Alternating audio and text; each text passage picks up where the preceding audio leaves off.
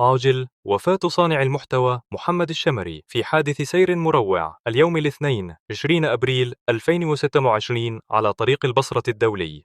وبحسب مصادر إعلامية وأمنية فإن محمد الشمري تعرض لحادث مروري أثناء وجوده على الطريق، ما أدى إلى وفاته في موقع الحادث وسط حالة من الحزن على مواقع التواصل الاجتماعي. محمد الشمري هو أحد صناع المحتوى المعروفين في العالم العربي، اشتهر بتقديم محتوى يومي عبر منصات التواصل الاجتماعي وخاصة سناب شات، حيث كان يشارك تفاصيل من حياته ورحلاته مع جمهوره بشكل مستمر. وقد تم نقل جثمانه إلى الجهات المختصة مع فتح تحقيق لمعرفة تفاصيل وملابسات الحادث.